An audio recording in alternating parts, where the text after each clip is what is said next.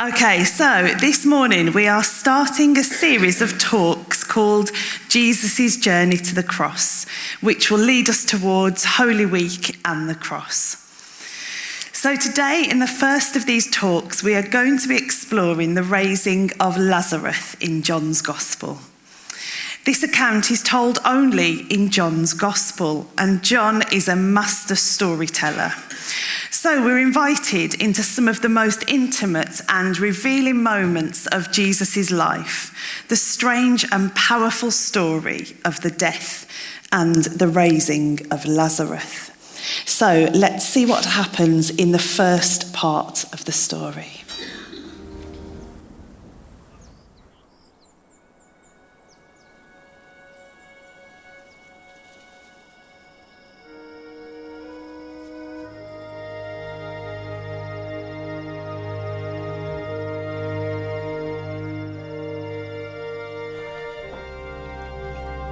Now a man named Lazarus was ill.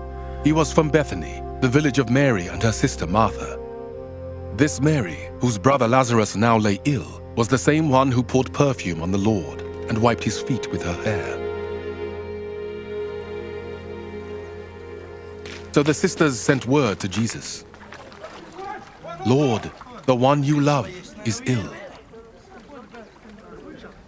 When he heard this, Jesus said, "This illness will not end in death. No, it is for God's glory, so that God's Son may be glorified through it." Now Jesus loved Martha and her sister and Lazarus. So when he heard that Lazarus was ill, he stayed where he was 2 more days. And then he said to his disciples, "Let us go back to Judea."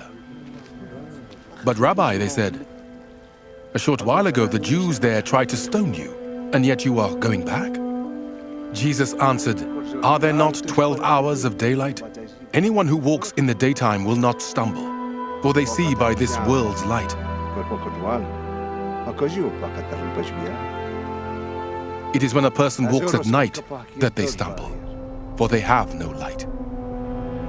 After he had said this, he went on to tell them, "Our friend Lazarus has fallen asleep, but I am going there to wake him up." His disciples replied, "Lord, if he sleeps, he will get better." Jesus had been speaking of his death, but his disciples thought he meant natural sleep. So then he told them plainly, "Lazarus is dead, and for your sake, I am glad I was not there, so that you may believe. But let us go to him." Then Thomas, also known as Didymus, said to the rest of the disciples, "Let us also go, that we may die with him." So John starts simply telling us a man named Lazarus is sick. So the sisters sent word to Jesus, "Lord, the one you love is sick. Not one of your followers or disciples, the one you love." And we've seen the siblings, Martha, Mary and Lazarus, before in Luke's Gospel, when Martha opened up their home to him. And again in John, where Lazarus reclines to eat with Jesus, as Martha serves and Mary pours fragrant oil on his feet. Bethany seems to have been a place Jesus could rest, talk, eat, and be with those who loved him. Martha, Mary and Lazarus were his friends. Jesus wasn't a distant preacher who travelled around. He built real relationships with those around him. He got to know them, spent time with them, and loved them. When Jesus hears Lazarus is sick, we expect urgency. We expect him to run. But Jesus doesn't do this. Instead, we hear he stayed for 2 days longer. This is hard to understand. Surely when it's someone we love, we rush as fast as we can to them. It reminds me of one of the most stressful parts of parenting I found. There's been a few. But when the girls were little, which was getting a call from primary school telling me that one of them was poorly and I needed to pick them up. They'd go mad if they knew I was sharing these photos. I've been in various places when I've received these calls. I've been on a train, in meetings, at a conference, and even in London. Sometimes just at home, 5 minutes drive away. But the point is that once I knew that they weren't okay and needed me, I was panic-struck and wanted to get to them as soon as I possibly could. And this was never helped by the school office adding things like, well, she's so upset we can't do anything with her. Or, you might need to take her to hospital to get that ankle looked at, but we'll leave it up to you. And I think for most of us, if we got a call that someone we love needed us, it's instinctive to want to do everything we can to get to them. But not only was Jesus not there when Lazarus died, he also missed the funeral and the burial. And it doesn't make sense with what we know about Jesus and how we're told that he loved Lazarus.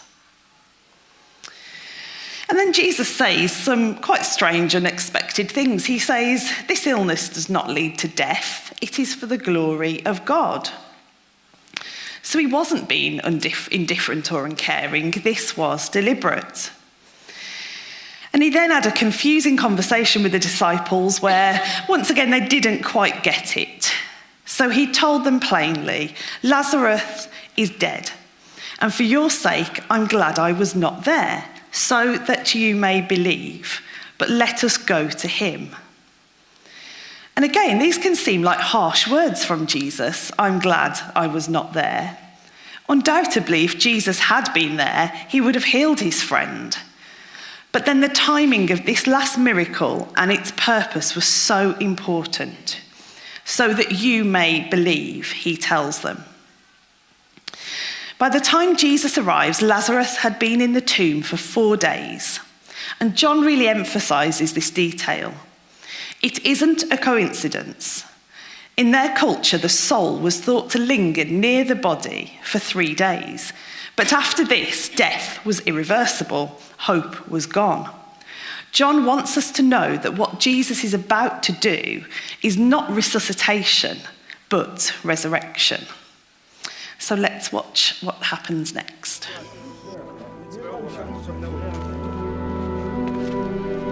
On his arrival, Jesus found that Lazarus had already been in the tomb for 4 days.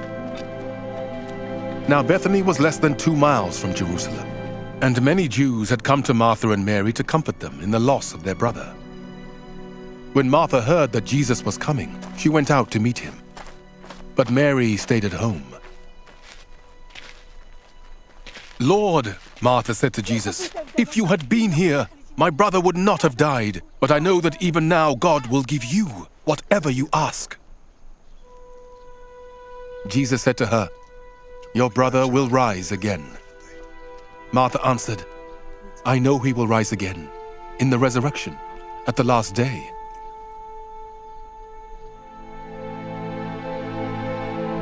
Jesus said to her, I am the resurrection and the life. The one who believes in me will live, even though they die. And whoever lives by believing in me will never die. Do you believe this? Yes, Lord, she replied. I believe that you are the Messiah, the Son of God, who is come into the world.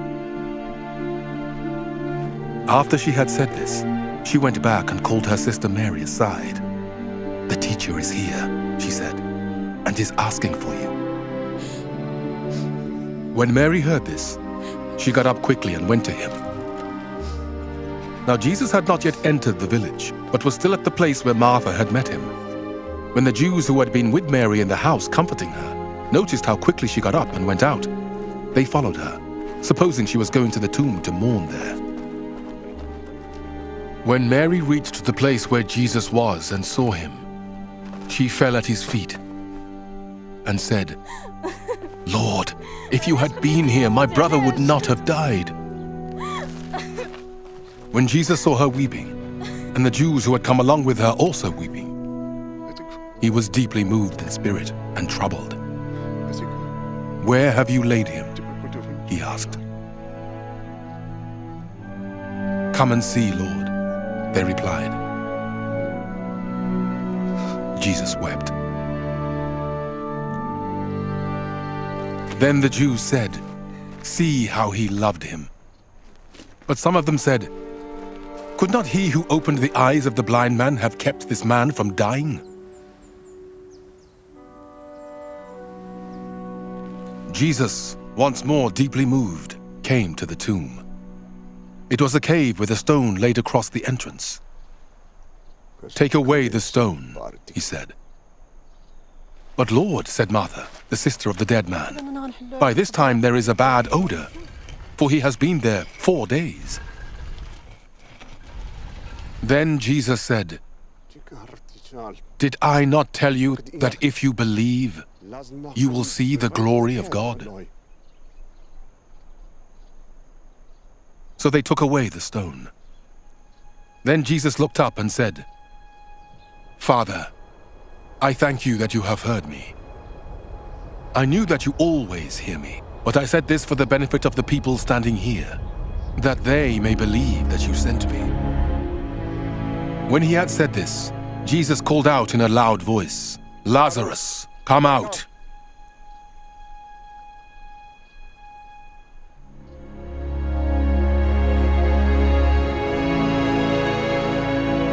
The dead man came out, his hands and feet wrapped with strips of linen, and a cloth round his face. Jesus said to them, "Take off the grave clothes and let him go."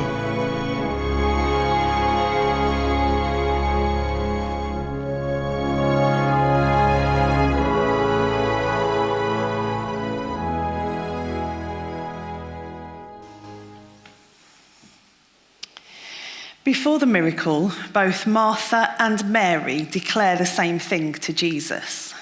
"If you had been here, my brother would not have died." Indignant Martha and weeping Mary. If you had been here, if only. And I wonder how many times we have said that to God, to ourselves, when we forget to have faith and question everything. If only I hadn't gone out that night. If only I'd said this. If only I hadn't lost my temper. If you were there, Lord, how could that bad thing have happened? But after Martha says this, she adds something. She says, "But I know that even now God will give you whatever you ask." And Jesus said to her, "Your brother will rise again." And she answers, "I know he will rise again in the resurrection at the last day." So she believes the doctrine. She knows somehow at some time God will set things right. But Jesus shifts her focus from when to a person, himself. And then he makes one of his "I am" statements. He says to her, "I am the resurrection and the life. The one who believes in me will live even though they die. And whoever lives by believing in me will never die. Do you believe this?" Not "I give resurrection," "I am resurrection." Not "one day I will bring life," but "I am life." Resurrection is not an event in the future, it is embodied in him. And he asks if she believes this. And she says, "Yes, Lord, I believe that you are the Messiah, the Son of God, who is to come into the world." Martha has just declared he is the Messiah, the Son of God, the promised one. It is what biblical scholars call a Christological confession. And the only other person in the Gospels to state this is Peter. And when Peter said it, Jesus said he would build his church on this profession of faith. Martha gets it. She has spoken it, and she's right up there with Peter. And then Mary comes along, the same words, "If you had been here." But unlike the theological conversation with Martha, she falls at his feet and weeps. And what does Jesus do? We are given 2 words, the shortest verse in the Bible: Jesus wept. The Gospels used in Greek this wonderful word, splanchinosomai, which is translated to show pity, mercy, or sympathy.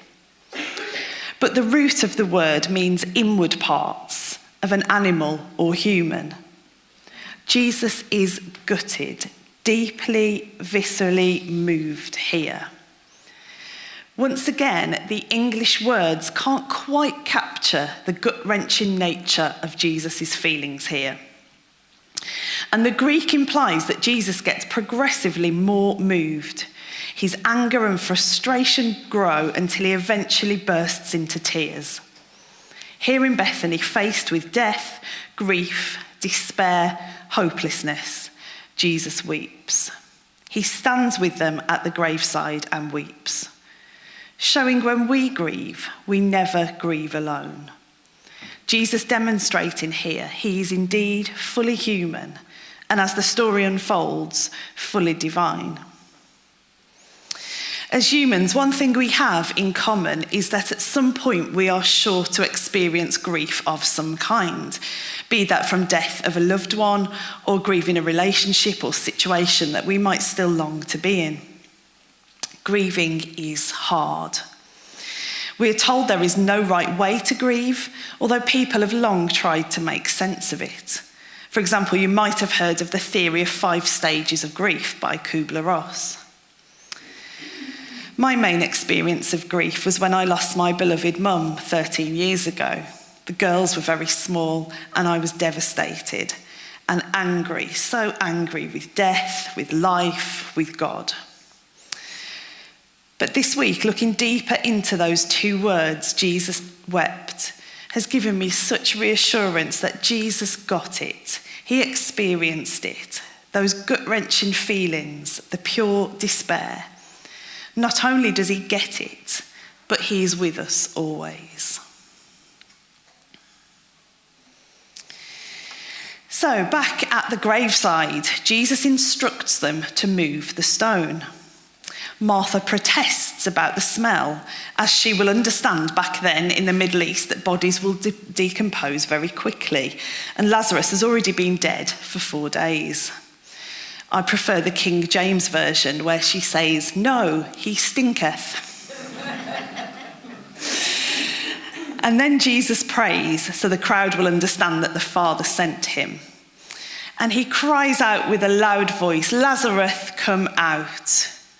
And still, wrapped in grave clothes, he walks out alive. Can you imagine the reaction, the gasps, the shock, the joy? And Jesus tells them to unbind him. The grave clothes have to come off. And isn't this still what Jesus does? He calls us out of death and frees us from what once bound us: fear, sin, shame. And I think it's worth noticing here that Jesus instructs people to do things: move the stone, unbind the grave clothes. Jesus was just about to raise a man from the dead. Surely he could have sorted out the stone. And it reminds me of the first miracle or sign in John's Gospel, the wedding at Cana. There again, he's instructing others: bring the jugs, fill them with water. Again, he could have easily conducted the miracle all on his own, but he chose to involve others. These miracles were collaborative. Jesus is working with us, alongside us. They involve a partnership where human action, faith, and obedience act as a catalyst for divine intervention. And I wonder if there are areas in our lives where we want Jesus to work. Are we expecting it just to happen? Or do we need to take action, listen to God, or be obedient before something can happen?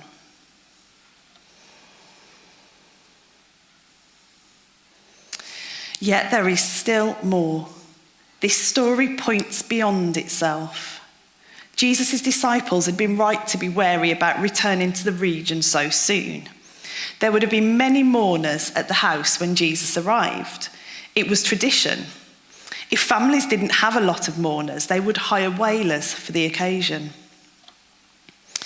So there were Jews from there nearby Jerusalem that went back and reported it to the authorities. For years now, Jesus had been causing rumblings among them, working miracles on the Sabbath. He'd forgiven sins, healed people. But it was the raising of Lazarus that pushed the Jewish leaders towards anger, frustration, and eventually plotting his murder. The religious leaders were angered that Jesus was attracting large crowds and followers. They were upset that the news of Jesus might reach the ears of the Romans and upset political as well as the religious status quo. But further still, they had ruled with fear, violence, and death as the ultimate threat. What Jesus had done by raising Lazarus, he had defeated death and taken away the fear and control of the authorities. Jesus restored life to Lazarus at the expense of his own life. He was setting the stage for the redemption not only of a friend, but of the whole world. Jesus would give his life as a ransom for the many, just as he gave earthly life back to Lazarus beside that Bethany grave. Soon he would give eternal life to the whole world hanging on the cross at Calvary. It is no wonder that the Jews were irate. Jesus had defeated death once for a friend, and he might do it again for the world. He had to be stopped. The Pharisees and Sadducees conspired together. John writes concisely, so from that day on, they planned to kill him. And next week, Ian will be talking more about how this unfolds. So what does this mean for us today? Like Martha, Mary, and Lazarus, Jesus knows us and deeply loves us. Delays don't mean that God isn't at work in our lives. God does not watch our suffering from a safe distance. He steps into it. He stands at gravesides. He weeps.